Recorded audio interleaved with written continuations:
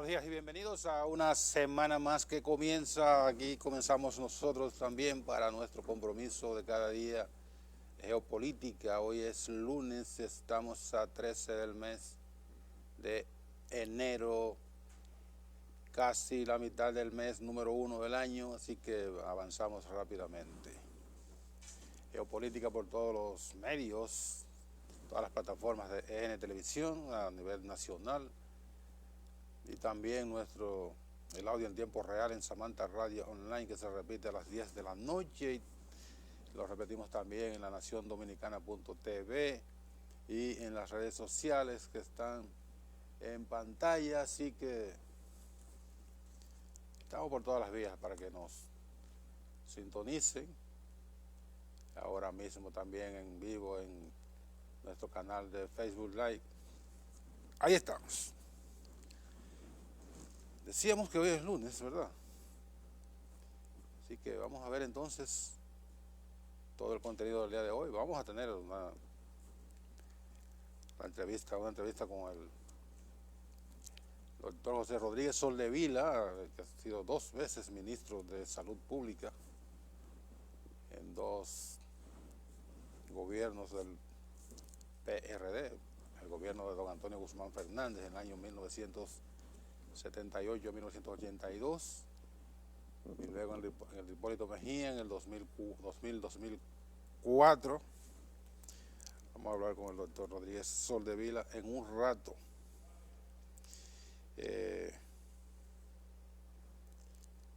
Antes de eso, vamos a ver cómo están las condiciones del tiempo. Estos días ha habido unas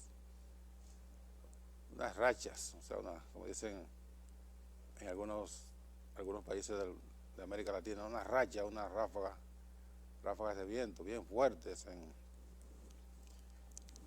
varias zonas del país, incluyendo aquí la capital de la República. Dice la Oficina Nacional de Meteorología que el panorama meteorológico continúa bajo los efectos del viento moderado del este-noreste. Está interactuando con una débil vaguada en los niveles medios de la troposfera, y ambos representan, o más bien, ambos ingresan humedad e inestabilidad para que se produzcan nublados y la ocurrencia de lluvias dispersas con ráfagas de viento sobre las regiones norte, noreste, sureste, incluyendo en este caso el Gran Santo Domingo y la Cordillera Central. Se mantiene la recomendación a las frágiles, pequeñas y medianas embarcaciones a permanecer en puerto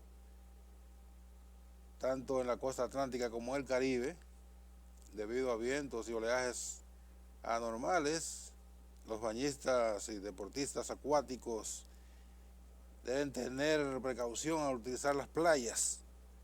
Posibles penetraciones costeras, o sea, que el mar ingrese violentamente a la costa en las provincias de María Trinidad Sánchez, específicamente en Matancita, en la provincia de Espaillat, en este caso Gaspar Hernández, y en Bávaro, en la provincia de Altagracia.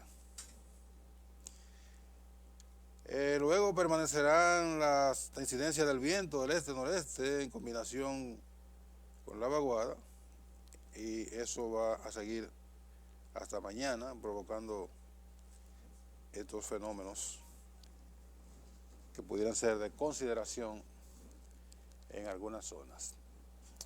Entonces, atención a los bañistas para que en esas playas que mencionamos, en las provincias de María Trinidad Sánchez, Espaillat y en Bávaro, en la Altagracia, donde todo el tiempo hay cualquier cantidad de vacacionistas, a que tengan precaución con el nivel de las olas, y todo el que está en la playa, su intención es bañarse, obviamente, para que tengan cuidado con esos oleajes que pueden,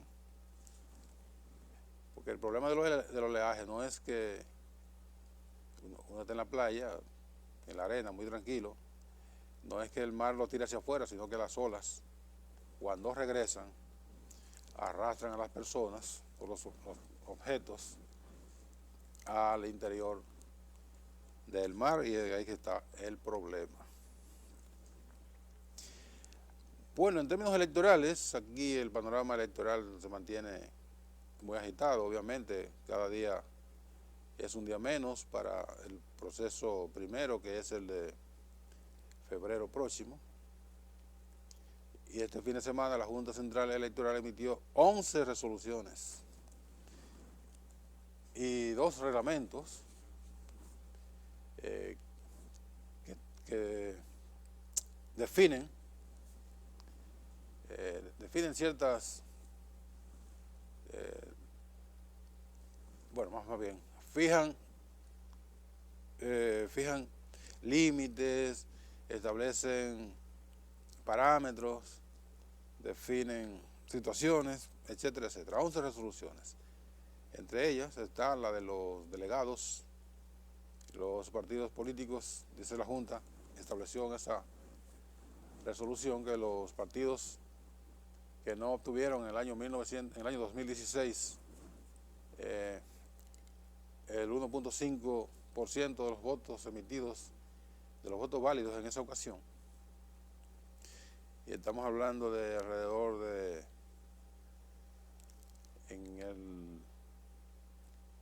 en el 2016 votaron 6 millones y algo, 6.4 millones de dominicanos.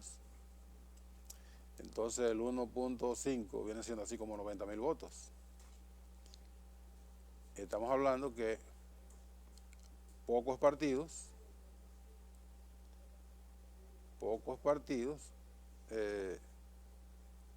obtuvieron, de los partidos llamados emergentes o pequeños, pocos obtuvieron esa cantidad de 90.000 votos. Lo que la Junta establece es que esos partidos no tendrán derecho a tener delegados en los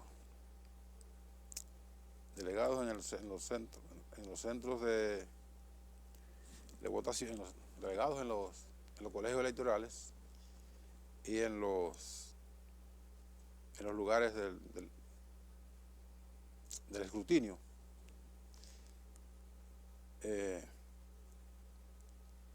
Significaría entonces que solo tendrían delegados en esos lugares el PLD, el PRD, el PRM, el PRSC, creo que el BIS y el partido Moda, o al otro. Serían esos entonces.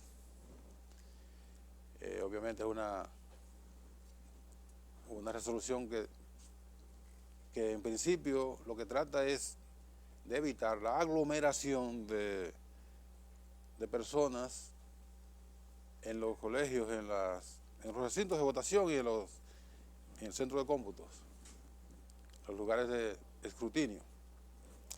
Ahora, en lo que sí, esa puede ser una disposición bastante controversial o controvertida, porque se pudiera alegar entonces una discriminación. Bueno, también se me olvidó mencionar al Alianza País, que también obtuvo más de esa votación, obtuvo 2 puntos y pico % de la votación. La intención es buena. Ahora, esa parte, reitero, pudiera ser discutida. Ahora, en lo que está todo el mundo de acuerdo es, y cuando yo hablo de todo el mundo, me refiero a mí mismo, no a más nadie. Yo no soy vocero de nadie, pero todo el mundo está, eso es un decir. Yo estoy de acuerdo, que yo hablo por mí. En lo que tiene que ver con la limitación a la presencia de los llamados a representantes o delegados o supervisores o fiscales o toda esa denominación a que apelan los partidos para tener a cualquier cantidad de personas importunando en los colegios electorales, ya sea dentro o ya sea en los alrededores. Y los llamados sargentos no, eso es en Cuba. Los llamados, en Cuba que le dicen sargento político, esto, le decían sargento político a estos necios que estaban en los recintos. Aquí le llaman delegados, representantes, supervisores, fiscales. La intención de esa caterva de gente jodiendo la paciencia en los recintos electorales, en algunos casos puede ser una intención sana. Bueno, viene una persona que no sabe por quién va a votar, va a ejercer su derecho ciudadano, pero no sabe por quién va a votar, que es una cosa muy rara en este país. Aquí todo el mundo sabe por quién va a votar y por quién no va a votar. Pero bueno, alguien dice, específicamente en los cargos menores, bueno, llega y aparece un delegado de uno de los regidores tienen delegados. Aparece un delegado de un diputado, un regidor, a orientarlo. Mire, pues vote por fulano. Usted no tiene por quién va a votar, no, vote por fulano, ok. Eso puede ser en algún momento una información útil. Sin embargo, lo que se sabe de estos supervisores es que son unos delincuentes electorales. Dicho así, sin ninguna cortapisa, ni ninguna enmascarar los términos. Son delincuentes electorales. Y fueron los delincuentes electorales, los llamados supervisores, representantes, quienes llevaron a cabo la masiva y delictiva compra de cédulas en las pasadas primarias del PLD. Fueron esos supervisores, fiscales, representantes, quienes fueron grabados comprando la cédula y tomándole a la cédula el código QR, que es el cerebro de esa cédula. El plástico, eso no sirve. El cerebro de la cédula. Y como yo también tengo mi cédula, la voy a sacar.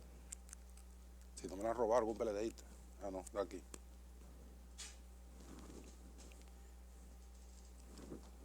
Eso que está ahí atrás, ese codiguito de barra que está ahí. ¿Lo ven bien? Eso que está ahí. Eso, miren. ¿Dónde está? Ahí. Eso ahí. Y este que está aquí, no. Aquí. Ese que está ahí. ¿Ya lo vieron? Esta información aquí adelante, eso no cuesta nada, eso no es información. Ahí es que está el cerebro de la información. Y a eso fue que ustedes vieron durante las primarias pasadas, que estos delincuentes tomaban la cédula y le tomaban una foto y le devolvían la cédula al individuo. Toma, eso ya no te sirve para nada. Y entonces, con esa información ahí, fue que hicieron la vagabundería que llevaron a cabo en las primarias. Entonces lo que procura la Junta es evitar, digo, no, a lo mejor porque el presidente de la Junta dijo, no, pero aquí se compra cédula desde cuando Trujillo. Fue un asunto que fue una afirmación totalmente desafortunada e infeliz. Pues lo que está procurando la Junta con esa resolución es evitar la aglomeración de estos compradores de cédulas y delincuentes electorales, en otras palabras, sin ningún tapujo, delincuentes electorales que se dedican a merodear en los recintos de votación para llevar a cabo esa actividad delictiva que tan dañina es al proceso democrático y a la transparencia de las elecciones en la República Dominicana. Vamos a la pausa y venimos de inmediato a conversar con el doctor José Rodríguez Soldevila, ex ministro de Salud Pública.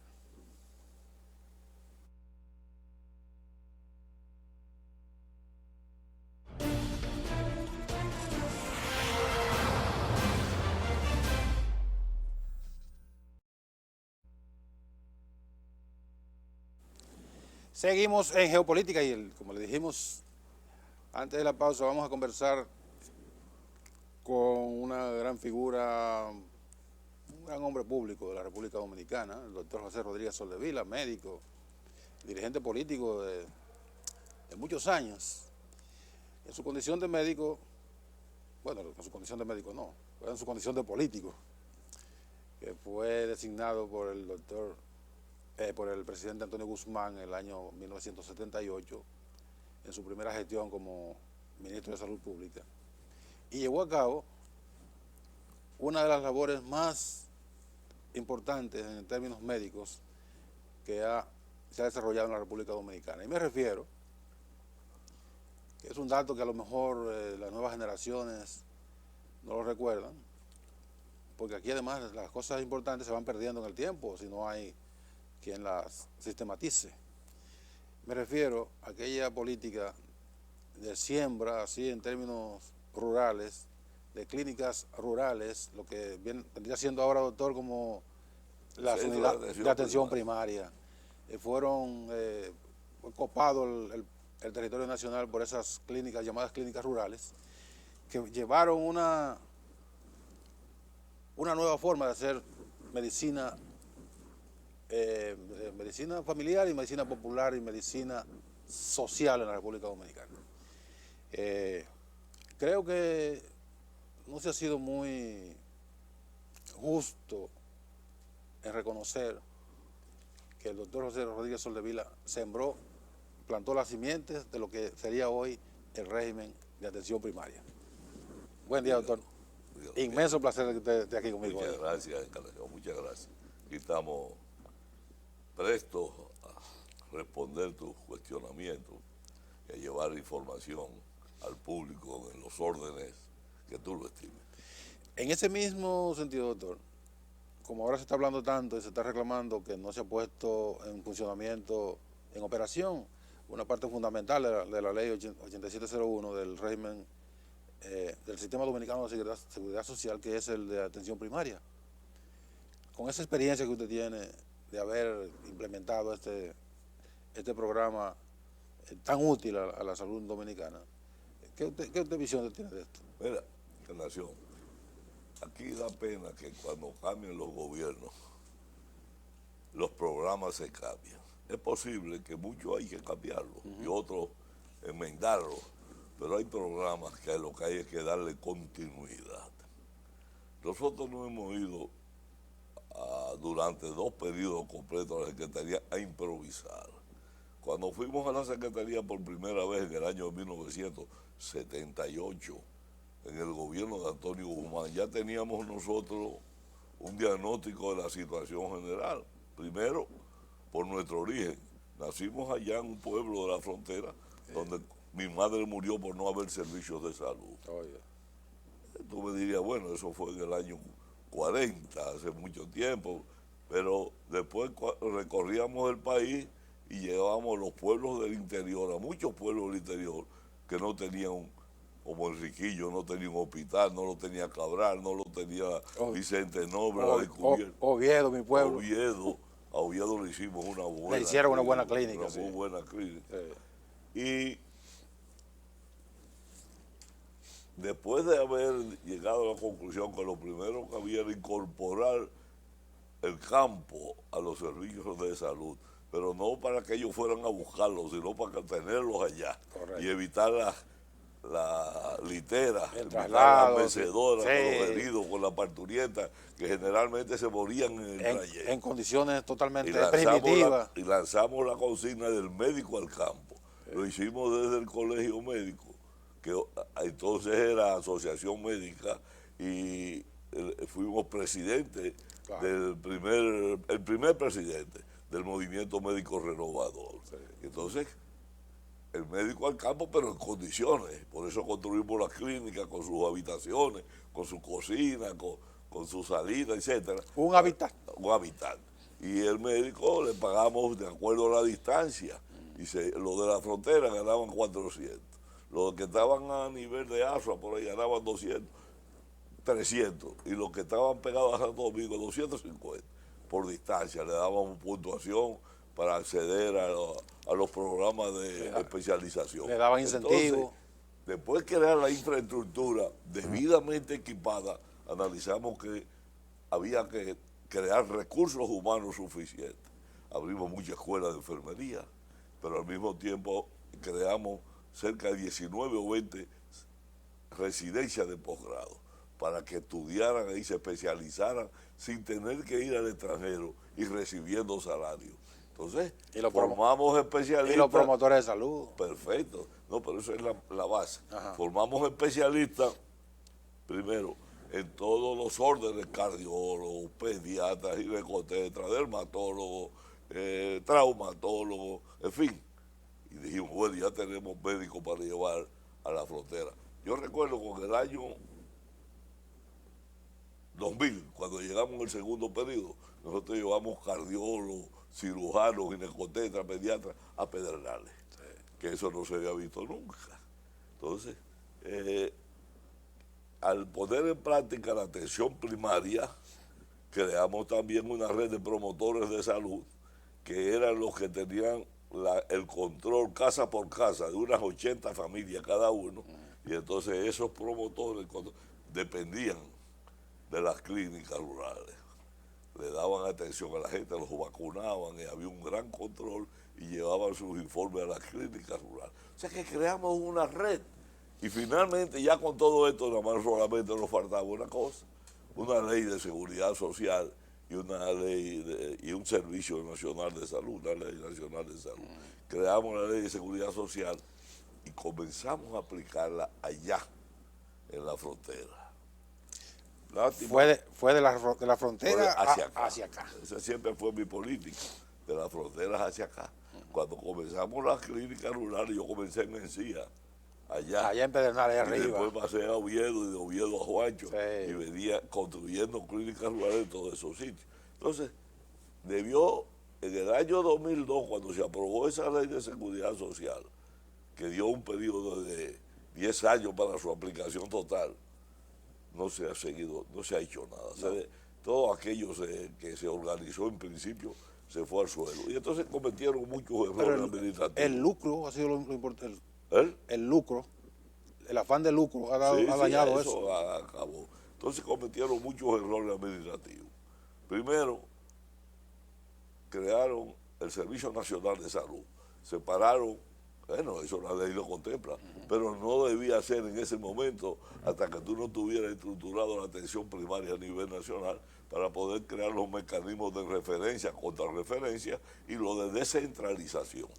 Porque la ley contempla que, por ejemplo, allá en la provincia de Pedernales, en el banco se le deposite su dinero y ahí un equipo de hombres trabajando y mujeres que elaboren los cheques de la provincia, que haya que pagar el hospital, que haya que pagar las subvenciones. Entonces, se elabore allí mismo en Pedernales. O sea, se descentralice la parte administrativa. Eso lo contempla la ley, pero se adelantaron. Y de repente, otro error que cometieron, yo digo, bien intencionado podía ser, porque es verdad que había que reparar los hospitales, y eso es correcto. Claro. Pero 54 al mismo tiempo. No, eso es una locura. Una locura. Sí. Una locura. Mira que el problema que causó lo que se está haciendo, que es una gran obra en el Luis Aybar. Eso nosotros lo teníamos ya diseñado para hacer. Nosotros íbamos a hacer lo que está haciendo en la ciudad sanitaria Luis Aybar, monstruo de 7 pisos. Sí. Pero nosotros no lo íbamos a hacer en la forma que ellos lo hicieron. Ellos lo desmantelaron aquello, mandaron a los médicos para otros hospitales, las enfermeras, todas esas cosas. Y entonces esa población que acudía ahí a ese centro, que era muy grande, quedó en el aire, no sabía para dónde coger. El hospital de referencia en este país. ¿Dónde está? En el Morgan. Eso era una tradición, un clásico. Un clásico. Entonces, ¿Qué era lo que nosotros hubiéramos hecho si comenzábamos esa obra? Dejarlo funcionando abajo, levantar columnas hasta el nivel 2, columnas, vigas y eso, tirarle el plato a eso y seguir arriba construyendo. Abajo trabajando y arriba construyendo. Cuando terminara la construcción de esos 6 niveles de arriba, entonces se bajaba abajo, se subían los de abajo arriba al segundo, al tercer piso y se terminaba concluía abajo la obra y no había que hacer esa dispersión. Que fue una desestabilización de todo ese sector por ahí. Fue una... Bueno, pero ya pero se hizo en el aspecto a mí me da pena. Hay que retomar todo esto. Hay que ir al gobierno, hay que establecer la seguridad social con una atención primaria que cubra a todo el mundo en el país, de Luisito el Cojo Pedernales a Corripio. Hasta el presidente de la República. Todo el mundo, tenga cada 500 familias su centro de atención primaria. Tú te sientes mal y estás cerca de tu centro y tal, tú coges allá, te chequean, el médico considera que debe verte el cardiólogo, un referimiento. Exactamente.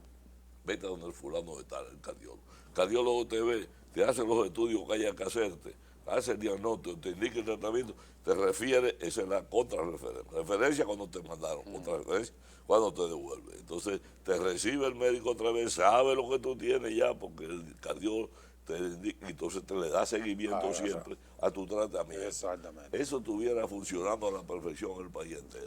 Además, que tú no... Pero eso no es un descubrimiento. Además que tú no encontrarías un infeliz en este país, tú no lo encontrarías sin protección. Una madre soltera que no produce para mantener sus hijos, un anciano, un discapacitado, todos estarían protegidos. Pero no protegidos por el bonito que le dan, ni los 200, ni los 600, no. No, por el sistema. La ley dice, la ley en el artículo 65 dice que a ese tipo de segmento poblacional hay que darle por lo menos el 60% del salario mínimo que tiene el país. 8.500 salario mínimo, había que darle de 4.500 a 5.000 pesos a esos infelices. Desde el año 2002, ¿cuánto han dejado de darle hasta ahora? Como miles de millones de pesos. Que no lo reclamen porque sería difícil para el no, ya no puede. Si lo reclaman esos infelices, esos cuartos que desestabilizan el gobierno. Sí, ya no hay recursos. Pues. Yo creo que hay que volver, hay que aplicarla, hacerle correctivos a la ley para evitar que en la cúpula de la ley esos manejos de los recursos de las AFP y esas cosas no se puedan utilizar y que muchas desviaciones puedan ocurrir a favor de determinados sectores. ¿Qué es el problema? Hay que hacerla justa y que sea el Estado el que la controle totalmente. Ese ha sido el problema. El filón de la ley son las AFP y las ARS, entonces torpedean todo. Eso. Entonces yo creo que eso fue una gran conquista y todo eso fue hecho tanto desde el principio de la atención primaria por el PRD de entonces y la continuidad tiene que darse el PRD de ahora, que es el PRM. Sí. No hay diferencia, el PRD ya se está trasegando poco a poco para acá. Y yo soy de lo que digo... ahí no queda nada. Ya. Yo soy de lo que digo que en el futuro, en homenaje a José Francisco Peña Gómez, ese inmenso líder que tuvimos, hay que ponerle PRDM, Partido Revolucionario Dominicano Moderno, a ese homenaje al líder. Y que todos vengan, los que no quieran ya, porque lo han aprovechado para sus fines específicos. Porque hay gente mañosa ahí que ya... pero que a ustedes no le conviene incluso. Esa es la parte política, entonces estamos ayudando, pues creemos que la única opción para llegar al poder en estos momentos la constituye el compañero Luis Abinader Corona. Y entonces por eso yo, que había prometido a su padre ayudar a Luis, y a él mismo personalmente, con él tuve durante 4 años estrechas relaciones de viaje por todo el país y cosas. No tenemos afecto personal mutuo que radia ya en la familiaridad. Y yo decidí ayudarlo, pero ayudarlo con libertad para viajar por todo el país. buscando gente nueva. ¿En qué está usted? Yo acabo de venir este fin de semana de Samaná, Nagua, San Francisco, Valverde Mao, Puerto Plata, Monseñor Noel. ¿En qué andaba yo? Formando las estructuras a base del movimiento que yo dirijo, que se llama Salvemos la Patria. Salvemos la patria porque nadie niega la situación que vive este país. Corrupción administrativa. Ni los mismos PLDistas lo pueden negar. Sicariato, feminicida. O sea, el feminicidio se ha institucionalizado. Sí, ya es un asunto que es noticia porque, bueno... Pues, entonces, lo que necesita es una sociedad, como decía Jesús de Nazaret, pobre de aquellos pueblos que su justicia solamente está presta a servir a determinados pueblos y no a toda una población. Pobre de esa sociedad. Lo decía Jesús de Nazaret. Yo tengo todas esas cosas. Y entonces, una justicia permisiva, que han hecho lo que han hecho. ¿Cuánto oye de Odebrecht que de verdad quita preso? No se ha sancionado a nadie. No, eso es una comedia. Una comedia, una farsa. Claro. Y así en otros órdenes, el sicariato sea una norma y el feminicidio y las violaciones continúan, porque la justicia es permisiva. A lo mejor le echa un mes, 2 meses de prevención. De coerción y después se olvida. Después se olvida de eso, porque yo no. Y entonces, pero si esto es así, entonces yo lo hago porque me salgo de la cárcel pronto. Sí, no hay miedo a la justicia. No hay respeto, no hay miedo. No hay nada. Entonces vamos a tener, si queremos salvar esta sociedad y sigue así, en un momento vamos a tener que pedir la pena de muerte. Que tampoco va a resolver nada. Porque no la resuelven en Estados Unidos, donde... Pero yo creo que el cambio viene, que la población se ha empoderado de la situación que se está viviendo. La población misma es la que está generando la fuerza. Por ejemplo, este movimiento es un producto de una acción social, que la población quiere que... Y yo, ahora mismo los que ven este programa nos están oyendo. Y ya quisieran, ahorita comienzan los teléfonos a llamar, que ellos quieren ser parte de esto y eso.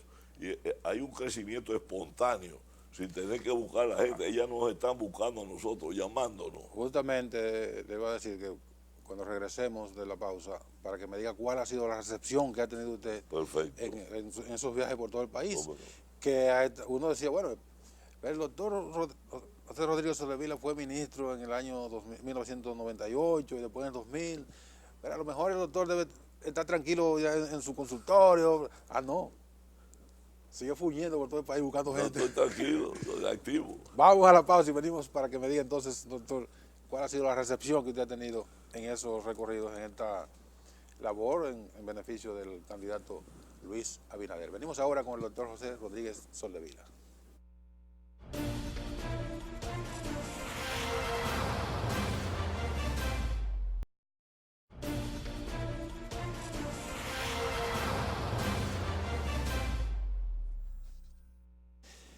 Doctor, le dejaba la pregunta de cuál ha sido la recepción que ha tenido usted a nivel, en este trabajo que está haciendo de Salvemos la Patria, ¿qué se llama el movimiento? Salvemos la Patria. Mira, yo estoy sorprendido. Y yo creí que esto iba a ser una reacción mínima de la población. El llamado que estoy haciendo para que esa población que es indiferente a los procesos electorales, por muchas razones, no le gusta movilizarse, no cree en los partidos, los mismos políticos la han desanimado. Sí. Ese tipo de población que conforma un 30 o un 40%. Nosotros estamos dirigiendo los cañones ahí, además de la juventud que se va incorporando a la edad electoral. Estamos dirigiendo los cañones en esa dirección. Correcto. Y yo te diría que comenzamos la primera reunión, fue el 2 de noviembre. Fueron 38 convocados. Fuimos a la segunda reunión el día 16 de noviembre. Fueron 80 y pico convocados. Y la tercera reunión... Ahora multiplicando. Y la tercera reunión, y pueden dar fe los que nos vieron en el patio del partido, las carpas, reunió más de 200 personas. Entonces, y eso era una delegacioncita que vino de Santiago, otra delegacioncita que vino de San Juan, de Asua, de La Mata de Farfán, de Baní, pequeñas delegaciones, más el grueso de acá de la provincia de Santo Domingo y el Distrito Nacional. Nosotros creemos que cuando hagamos el acto central, que va a ser posiblemente a fines del mes de marzo, con Abinader, para ahí darle el apoyo y al mismo tiempo hacerle una solicitud de una serie de cosas que creemos que desde el gobierno hay que hacerlas. Nosotros le vamos a solicitar la creación de y lo digo aquí, la creación de la Cruzada Juvenil para salvar la patria. 15.000, 20.000 jóvenes nombrados, adiestrados, con sus uniformes y con sus oficinas establecidas a lo largo y a lo ancho del país, para ayudar en los casos de las acciones preventivas de salud. Ellos participan, para ayudar en una fiesta en las grandes ciudades, para dirigir el tránsito, para investigar, ayudar a los cuerpos policiales a investigar robos, una serie de cosas. Y además, como conocen a la juventud, saben quiénes son los jóvenes que consumen droga, Sí. para rescatarlos, y saben quiénes son los que la suplen, Los vendedores, para castigarlos. claro. Sí. Entonces, todo ese tipo de cosas, nosotros queremos preparar ese ejército juvenil. Alguien me decía, pero mira, es un presupuesto grande. Yo le dije, está ahí el dinero. ¿Y cómo que te digo? Sí, señor. Por una deducción lógica. En la embajada de Rusia, donde estaba de embajador el esposo de una hija mía, Pérez Alvarado, tuvo 12 años. Ya es mi profesor. Ah, fue tu profesor, Sí. Jorge Luis. Ciencia política. Jorge Luis se formó en Rusia. Sí. Y después aquí Hipólito lo nombró, aunque Hipólito tuvo dificultades económicas en los finales. Fue Leonel quien se encuentra con él, de quien él había sido profesor en asuntos de protocolo y algo así. Y Leonel le dijo, ¿qué puedo hacer por ti? Ya Leonel era el presidente elegido.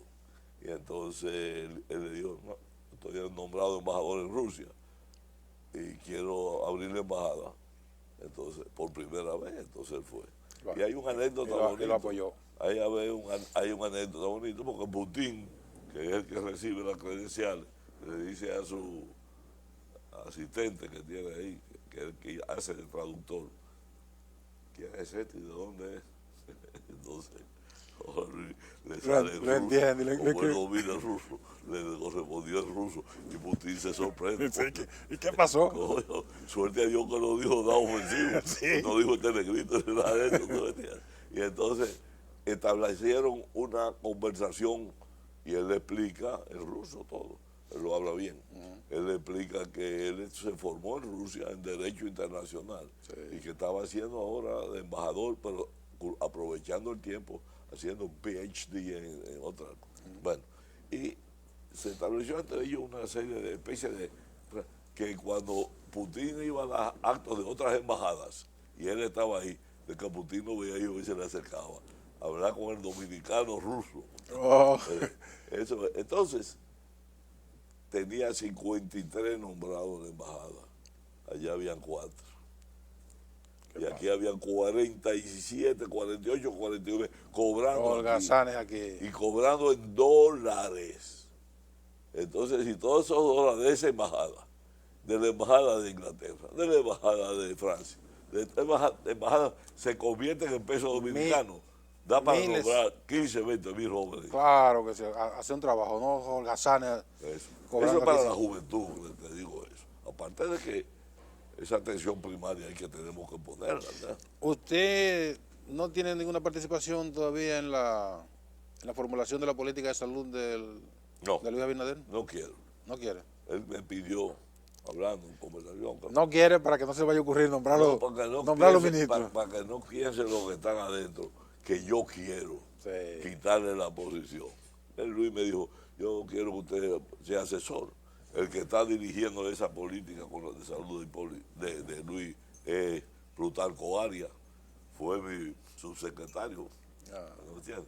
Él me dice que yo soy su padre político y yo a Plutarco Arias le doy todo mi apoyo. Okay. Entonces, si en un momento determinado yo voy a ir a las reuniones para darle cualquier opinión y ese tipo de cosas. Pero yo no quiero estar ahí para que los que aspiran a posiciones piensen. Yo nomás tengo una sola aspiración para el área de la seguridad social. Yo quiero que eso se transforme en un ministerio y que se incluya ahí el bienestar social y que además de que se incluya el bienestar social, para esos fines se reúnan en un viceministerio, INVI, SABICA, Plan Social de la Presidencia, Asistencia Social de la Secretaría, IDECO, y los comedores económicos, Lotería Nacional, todas estas cosas que están dispersas y no se ve una acción efectiva, un beneficio de una en particular. Que es una trituradora de presupuesto. Bueno, entonces todos esos presupuestos los vamos a reunir, todo eso lo vamos a administrar y vamos a crear un viceministerio. Ese ministerio va a tener todas las herramientas necesarias para resolver problemas y un gran almacén donde tú vas a tener zinc, cemento, todo lo que tú necesites, para cuando tú llegues a un lugar.